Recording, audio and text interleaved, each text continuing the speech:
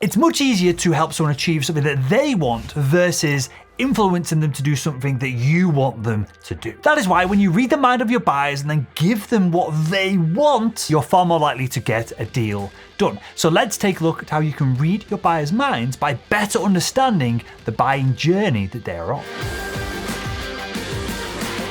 Hi, my name is Will and I make selling simple. Now, let's start with the obvious question here, or what is the buyer's journey? The buyer's journey is very simply how your buyers go from being unaware of a problem that they face to then deciding to take action to purchase a solution to that problem. At Salesman.com, with the Selling Made Simple method, we break down the buyer's journey into 5 separate stages. First off, we have no awareness. So no awareness is when the buyer just doesn't even understand that they have a problem whatsoever. Then we move on to the awareness phase. This is where the buyer acknowledges that a problem exists and they are seeking more information about it.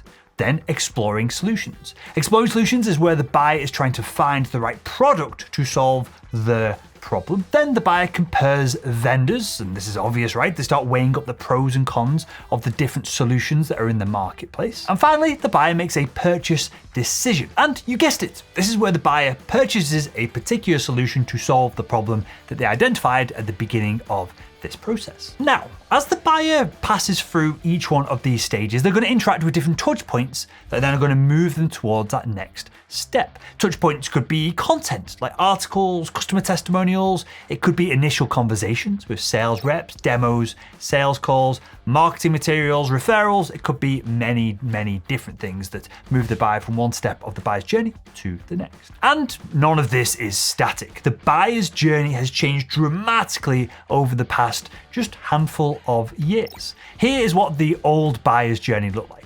Marketing would help the buyer become aware of their issues, and then sellers would help them explore the different ways to resolve them. In other words, 40% of the journey was covered by content that the buyer would consume. After that, in B2B, sales would get involved and help guide the buyer through the remaining 60% of the buyer's journey. But, well, these days, the buyer's journey looks a little bit more like this, where the buyers only engage with sellers when they want to know the pricing or they want a product demo. Victor Antonio put it like this in a recent Salesman.com podcast episode. Let's define the customer journey. The customer journey for me is this. I'm triggered by something. I need to get a new microphone for my studio. Triggered.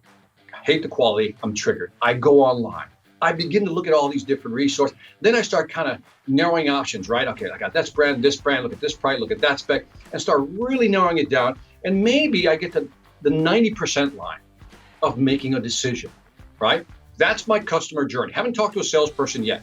Now, the later that you engage with your buyers, the less chance you have of winning the business because you're leaving all these levers of influence down to marketing and content and even your competitors. And this dramatic shift in the buyer's journey spells out 2 distinct changes for sales professionals like you and I. First off, the sales cycle is now longer than ever before because it takes forever to buyers to understand their problems, search for solutions, and then maybe make a decision whether to resolve the issue or not. Remember, buyers might solve the issue that you solve for your product or service once or twice in their career, whereas you solve it every single day. So everything that you think is obvious about solving this problem, they've got to learn for themselves. The second thing that you've got to understand as a B2B salesperson in this new age of B2B buying is that there is a massive, what I call the first mover advantage. So whoever is the first brand or individual that educates the buyer and helps them become aware of the issue that they have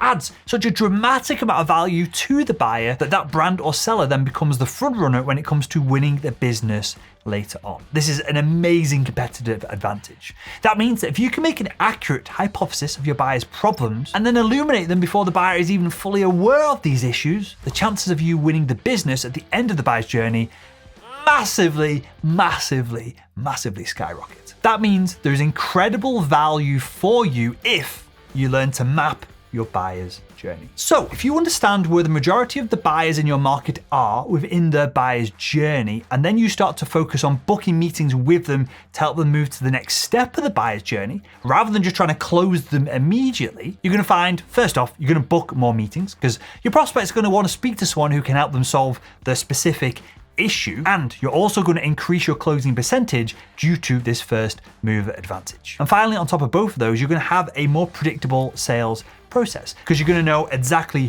who you're reaching out to, what you need to do to help them, what stage they are in the buying process, what you need to do to get them to the next step of the buyer's journey. Your results become more predictable at this point because you've reduced the number of variables that you're dealing with within your sales cadence and trying to forecast things out. And to achieve all of these results, you need to think about two main things. First up, you got to understand what step of the buyer's journey the buyer is in. Now, there are usually specific pain points for each step of the buyer's journey, and knowing which pain points match up with each step of the buyer's journey is obviously going to be essential for you understanding where the buyer is and then delivering the right message to book that meeting and to help them resolve some of their issues. So when you're engaging with buyers, you're having different meetings day to day, and hopefully you're booking meetings with a sales cadence right now, listen out for these examples, and this will hopefully help you better understand where your buyers are in the journey. So if your buyer is in the no awareness phase, they might say, well, I know my business can be run more efficiently, but I don't know how. If they're in the awareness phase, they might say, hey, well, there's a gap in this specific process. I don't understand why there's a gap, how there's a gap, but I need to understand this better. If they're in the exploring solutions phase, they might say, we don't know which one of these potential solutions is going to solve our problem. When they are comparing vendors, this is obvious, right? They're going to be asking which product offers the features that we need to make this a successful solution. And finally, the purchase decision phase, they're going to be going, okay, I'm concerned that this isn't the right decision. I need more reinforcement here. I need to better understand these 1, 2, 3 things, the budget, implementation, that side of things. And once you understand where your buyers are, or the majority of your buyers are when you engage with them, where they are in the buyer's journey, your goal is to understand then how to get them to that next step. So not how to close the deal, how to just move them along step by step. And to do this, and I know this sounds very simple and kind of flippant here, you need to help them achieve the goal of the step of the buyer's journey that they are currently in. So if the buyer is comparing vendors, do the comparison for them. Break down the market, break down their options, break down your competitors, their features and benefits. Compare them with your own. That way you're in control of all of the narrative and you get to shape that conversation. If they're still in the no awareness step of the buyer's journey, then your sales cadence and messaging should be based around the fact that there's a potential issue that they might be facing that they don't even realize, and a quick phone call could educate them to this potential disaster that's heading in their direction. This process, very simply, and we cover this in the Selling Made Simple book, which you can grab for free over at salesman.com. This process is how you put the right message in front of the right person at the right time, which allows you to book meetings effortlessly. And quite frankly, if you skip this step of reading your buyer's mind and helping them progress through the buyer's journey, you're going to end up cold emailing someone, telling them that there's a potential issue on the horizon, assuming that they're in the no awareness phase, when they already know the problem and they're speaking with your competitors right now in the comparing vendors phase, and at the very minimum, you're going to look like an idiot, and at the very worst, you're going to dramatically reduce your chances of even getting a response, never mind getting a deal done. So with all of this in mind, begin tweaking your sales cadences and your process to deliver the right value at the right time for your buyers in their own buyer's journey. And that's ultimately what's going to lead to a successful sale. And if you enjoyed this video, why not click the video that's on the screen right now and continue making selling